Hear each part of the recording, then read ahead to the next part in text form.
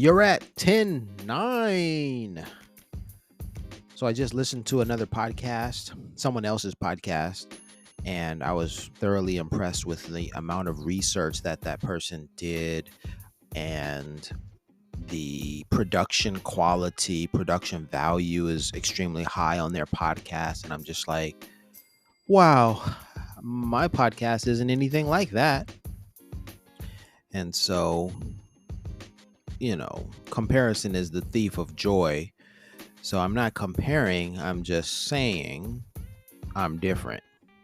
To that end, I went and I read the uh, about section of that podcast, and their goal is to provide information, is to provide, a learning resource for people, and that's fine. So then I looked at my about section of this podcast and I read it. And my about section is fine as well. It's about having different goals, or it's about, defining oneself, really. Like, what did you expect when you came to this podcast? What did you expect going to their podcast? Did they meet your expectation? Excuse me. That's the question. I will read my about section now. A native Angelino, that's me, who traveled the globe, is back at home in Los Angeles, and he's bored to tears. Hear him wax poetic about his travels abroad and compare life abroad to life in Los Angeles nowadays. Also, he recounts the curious and serendipitous occurrence of encountering 10-9 around the globe. He saw 10-9 in Ethiopia, Cuba, Ireland, Sweden, South Africa, Japan, Ghana, Mexico, Peru, Ecuador, and more countries. Okay?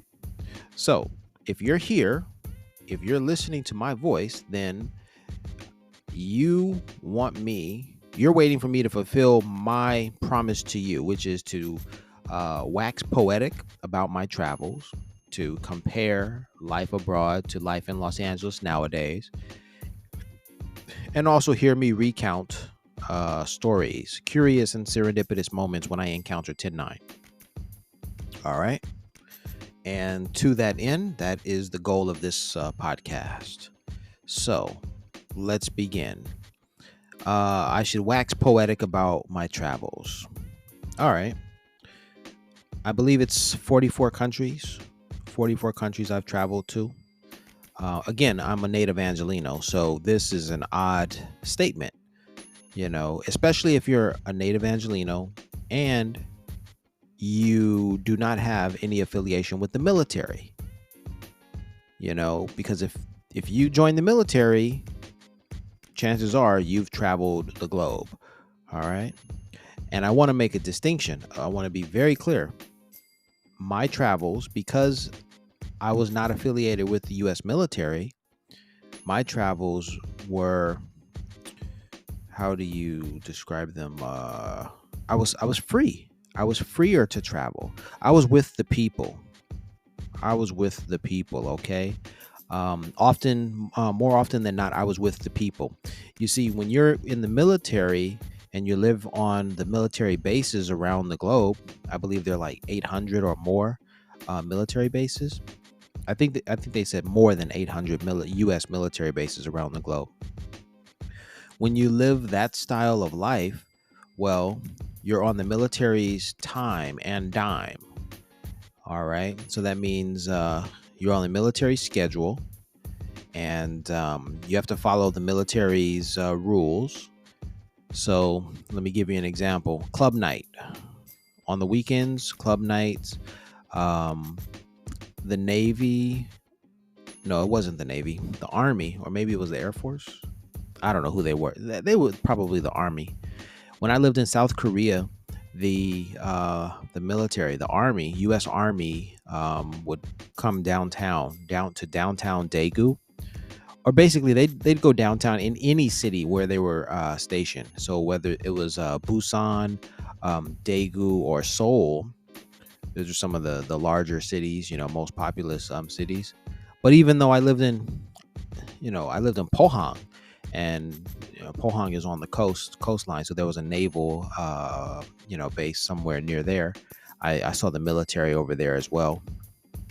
Anyhow, on the weekends, the military would hit the clubs. So the difference between myself and the military is, they had a curfew. So they had to get their partying and dancing in before their curfew. Whereas I was among the people, among the South Koreans, and although I had a blue passport, an American passport, I was free to come and go as I pleased. And so I was not restricted to that curfew. And basically club night was every night for me. And I remember when I worked in the city of Gyeongsan, there's a university there, Yeongnam University. When I worked there, my colleague and I would go after work and drive downtown to downtown Daegu, and we would go to the local bar and hang out like every night. For a couple of hours, we would play darts. I would sip on a beer, and the whole thing was my colleague wanted me to ride with him downtown, get drunk. He was going to get drunk. He was going to have his drinks, get drunk, and then he was going to have me be his designated driver and take him back, back home, because we lived in the same apartment building. So it was like a symbiotic relationship. Hey, every night you're my designated driver. We get to hang out. We're colleagues, whatever. But that was our life. And we hung out like that, and we were at the bars, and we were over there chatting up the Korean ladies. And, for a whole year, that was our routine. After work, we'd head downtown with no fail. It really depended on our teaching schedule. If I had an early morning class, then I really wouldn't want to push it. I had to get my rest, so I wasn't trying to stay out and drink. But more often than not, throughout the week, we hung out at the bars, whereas the military couldn't do that. The weekends belonged to the military. They showed up and they hit those clubs, the dance clubs, and they partied, but they were on that military schedule, so they couldn't hang out. All right. So I was with the people. Hanging out. And when you're with the people, you can learn the language because you're interacting more with the people. So in my case, in Korea, I have, plenty of opportunities to practice my Korean. Whereas if you're on the military bases and your food options are, limited to, American food sources or, common American brands, and the people who work on the bases, for the most part speak English, then you're not immersed in the culture the way that I was immersed in the culture when I traveled and lived abroad. So if you want to learn a language, then you have to go the route of cultural immersion, and which is excellent, which can be quite excellent for your experience, your learning experience, because it provides you with so many opportunities to speak and practice the language on a daily basis. Whereas if you have some scheduled interaction with someone, then that could be beneficial as well. But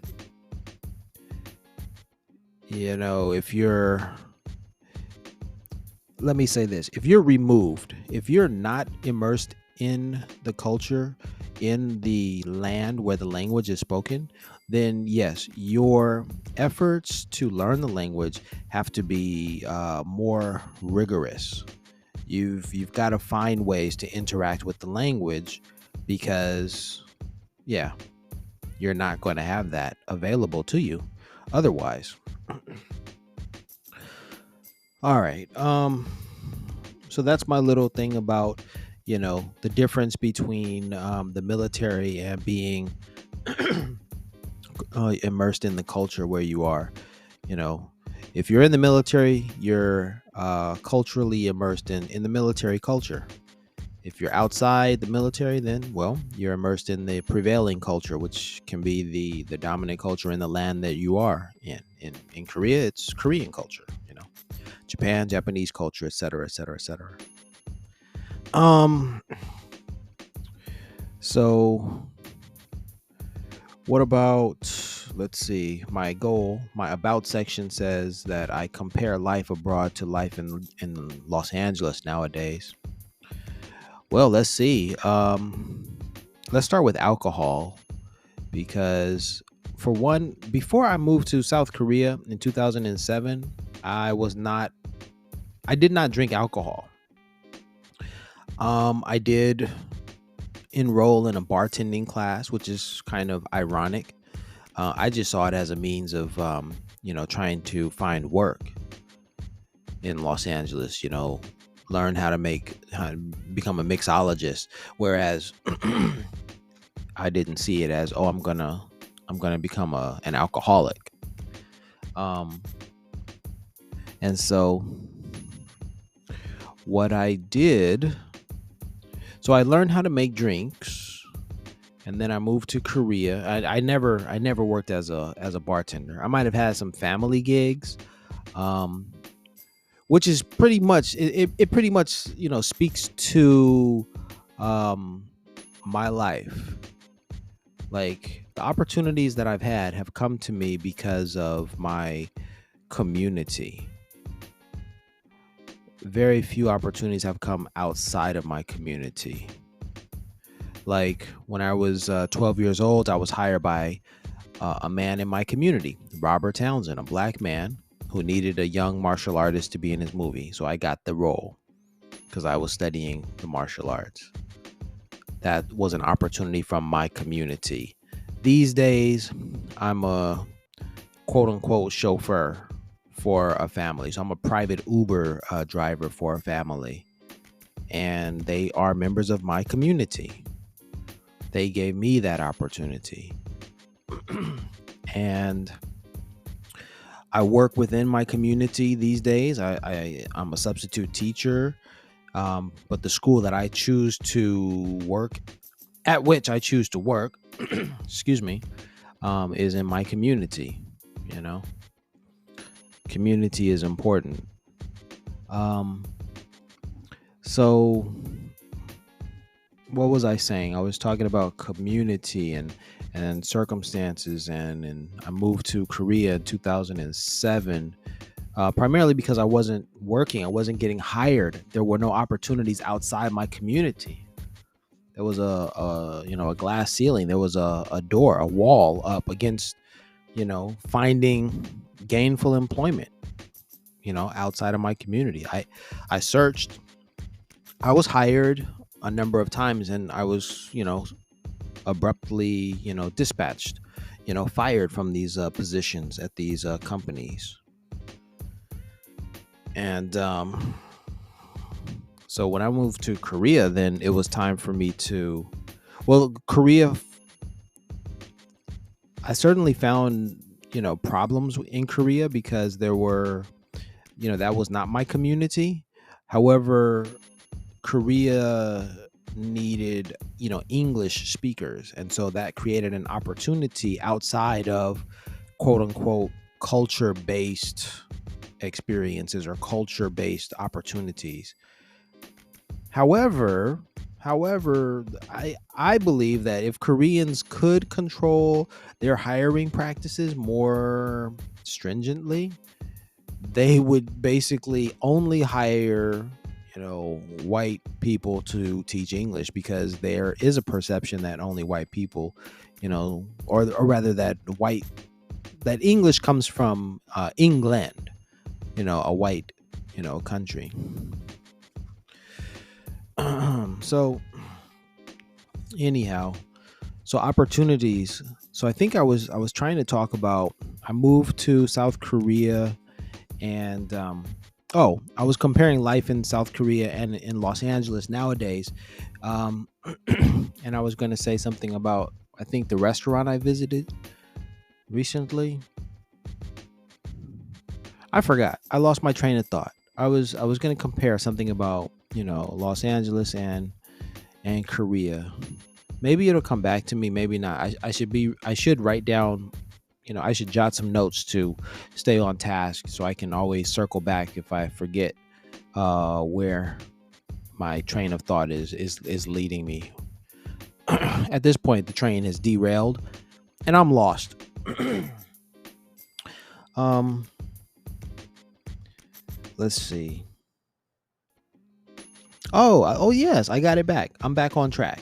My train is back on track. I was talking about alcohol and I was talking about working. Okay, so alcohol in Korea. I arrived in Korea, and I was not drinking alcohol, but Korean culture, Japanese culture, maybe even Chinese culture involves a lot of drinking, a lot of alcohol consumption. And so soju, Korean rice wine, that was one of the drinks that was introduced to me, on the first night, that the first week that I was in Korea. I went to an English club meeting, and at the English club, after English, well, okay, during the English club, they asked if I wanted something to drink. Um, I wasn't much of a drinker, so I relied upon my sister's recommendations for alcoholic beverages. My sister likes Kahlua. So at that time in 2007, I just ordered a Mexican coffee, which is Kahlua and coffee. And that was my drink. Um, that's all I relied upon. But that was during the English club meeting. But English club, okay, in Korea, I have to explain this. In Korea, they have, first round, second round, third round, fourth round, or whatever. Il-cha, I-cha, Sam-cha, Sa-cha, whatever. And so first round was the English club. And then second round, everyone reconvenes at a new location. This was the location. It was called Judepo. That's the name of the location. It was a nice little restaurant, Korean old style restaurant. Everyone sat on the floor. Food was served. Alcohol was served. And then everyone just chatted each other up in a more relaxed environment. Soju was poured, into the little shot glasses, and drinking commenced. Beer, the height Korean beer, was passed around and stuff. So if you're going to participate in second round, if you're going to enjoy, if you're going to eat and be merry, then you're going to drink as well, right? So that was a part of the scene in Korea. And I wasn't a big drinker, but if you're going to, in my case, if I was going to the English clubs because I had nothing better to do, so it just became a part of my life. Like, oh, drinking, second round. Okay. You want a beer? Oh, thank you. How about some soju? Yeah. Okay. I'll do that. Oh, not too much, but all that kind of stuff. So you learn how to navigate all of that. But certainly the English club was a part of my life because it introduced me to other Koreans, or rather, it introduced me to Koreans. It introduced me to other English teachers, foreigners working in Korea as well. And yeah, that was all pretty cool stuff. So, and then as far as alcohol goes, the alcohol consumption, that certainly increased when I moved to Korea. And then alcohol consumption, my drink of choice, usually if it wasn't a Kahlua and milk, then it was a glass of wine. I always saw wine as something, more sophisticated than any other alcoholic beverage. So then it was 2000 and was it 2008? 2010. It was between 2008 and 2010. Excuse me. When I started to drink beer. I started to drink beer. I took a liking to beer. See, when I was in college, there was a guy, and he was a big beer drinker, and he was balding, and he had a gut, and he was in college, and I was like, I don't want any of that. He was a sports fan. He was bald. He had a gut. I didn't want any part of that. I was like, nah. If alcohol leads to that, look how young the guy was, and he just wasn't. Nah, it wasn't cool. But yeah, I was like, I don't want any parts of that.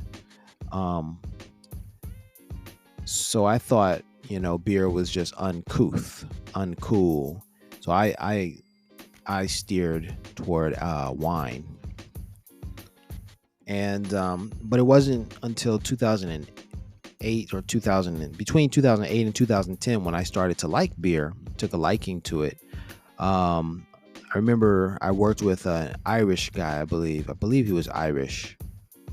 And I said, man, he likes it.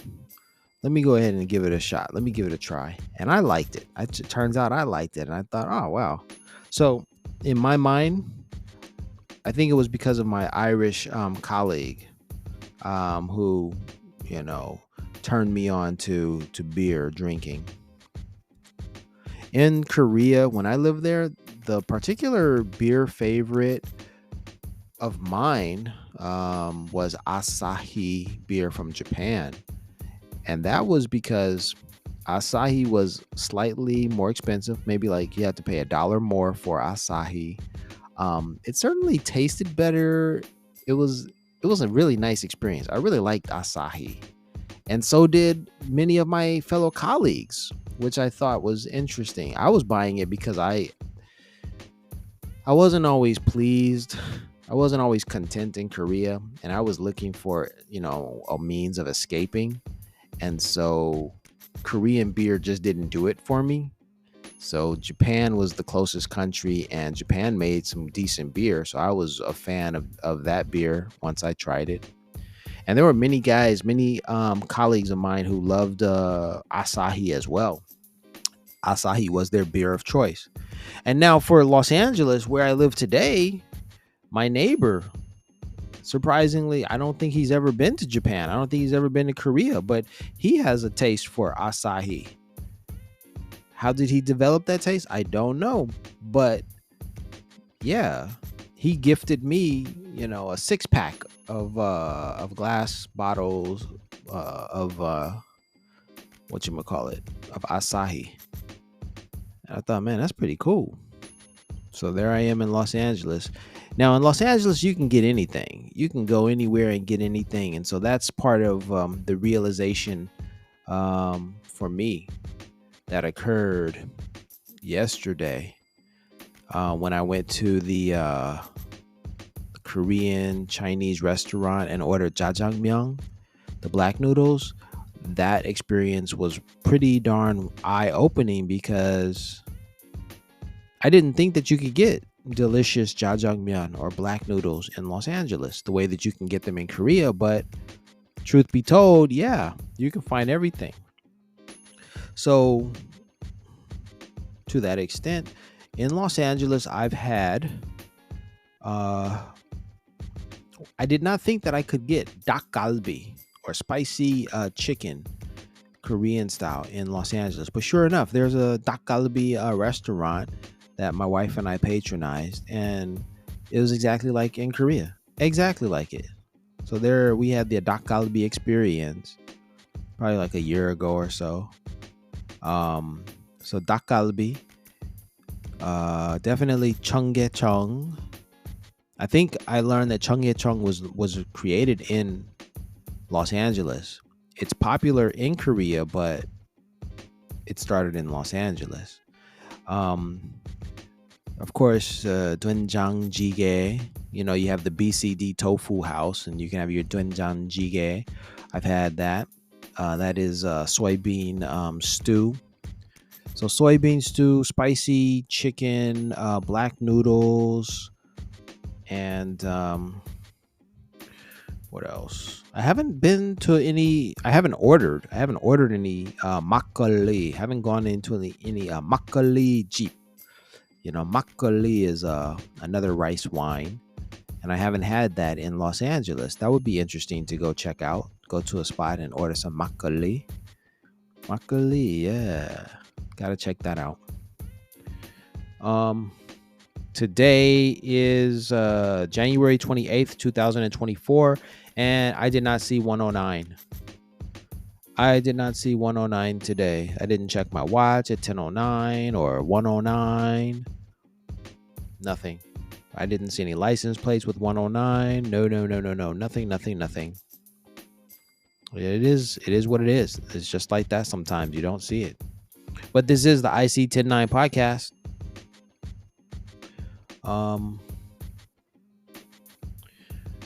Let me see. Recounting curious and serendipitous occurrences of encountering 109. Let me say this, everything is everything, and there are, moments, and there are coincidences. So tonight I was listening to the Champagne Ministries, put on by Reverend Rose. Yeah. Shout out to Reverend Rose with the Champagne Ministries. And the thing that struck me is she said that, power is having a gun and not using it, having a gun, being in the position to fire, to shoot, and not doing so. That is what true power is. And so I bring that up because that's the only reference to 109 tonight. Because when she said that, I hearkened back to where I had seen that quote before. And I remember I actually used that quote in a work of art of mine, because the work of art is dedicated to Oscar Schindler, who saved those Jews, from the movie Schindler's List. Well, I mean, the movie was based upon a real man, Oscar Schindler. So he said that. He said, having real power is having the ability to fire or shoot or kill, having the ability to kill and choosing not to do so. That's true power. And that's what Reverend Rose reminded us of, because she recited that quote. Anyhow, the way that is all connected to 109 is Oscar Schindler died on 109. So there you have it. Do the research, figure it out, find it. Yeah, it's true. 109, y'all. This is the IC 109 podcast. So even though I didn't see it, I still heard it. I still found a way to make it all work, I guess. All right. Thanks for listening. Peace and blessings. Love. All right.